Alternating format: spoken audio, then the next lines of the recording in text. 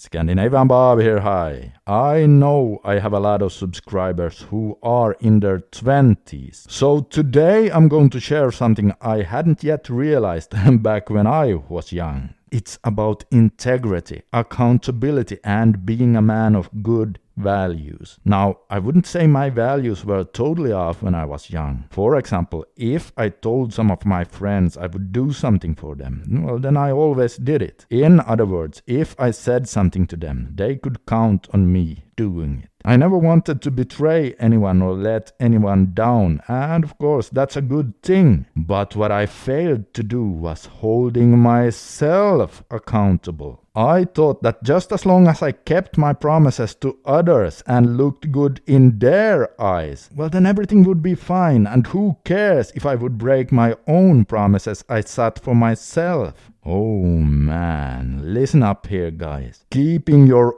own promises is just as important. In fact, it is even more important because, as James Clear puts it, every action you take in life is a vote for the person you wish to become. If you frequently break your own intentions, well, then you literally form an identity of that of a person who can't get shit done. And it doesn't matter if you then try to be kind to yourself and forgive yourself for letting yourself down, because your subconscious mind will remember. And once you have stacked up enough broken promises, you can no longer trust yourself. That's the thing. If you create a track record of breaking your own promises, well, then when your brain is looking back and calculating those, how could it possibly make you feel like a man with integrity and someone who trusts himself? And let me ask you this. If you can't trust yourself, what do you think that does to your self-esteem?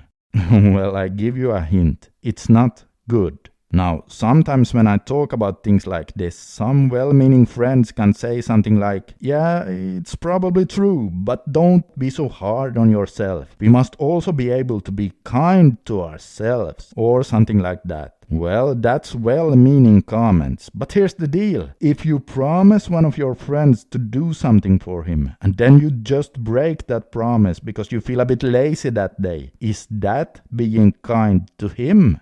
No, it isn't. So why would breaking your own promises be any different? Then you betray yourself, and thus you are not kind to yourself. And here's the real nasty part.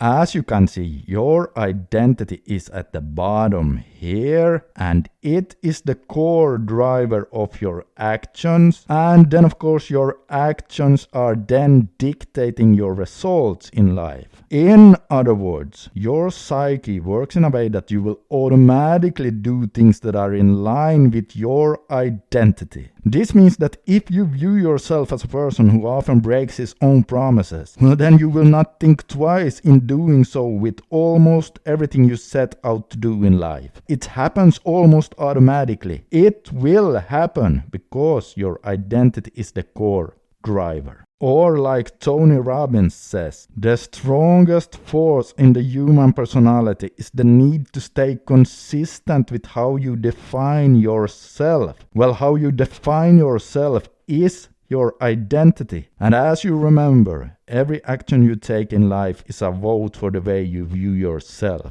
So you have to be careful with what you promise yourself. And once you promise yourself that you're going to do something, then you should do everything in your power to follow through as well. You want to form an identity of that of a man who can look himself in the mirror and see someone with high self-esteem. Someone who is honest to himself and does what he sets out to do. And yes, small things matter as well. For example, why do you think I have said in a number of my videos that you should avoid snoozing when the alarm clock goes off? It's not just because of something I say as general advice so that you can get your ass going sooner in the mornings. No, it is because if you set your alarm clock to go off at, let's say, 7 in the morning, well, then that's your intention. That's your promise to yourself. And each time you break a promise, well, that's one more vote for being a man without integrity.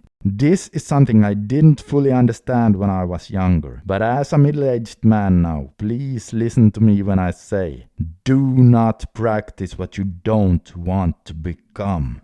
Alright, I hope you found my video worth watching, and as always, if you keep relapsing and need my help with your nofap journey, there's a link under the video where you can reach out to me for help.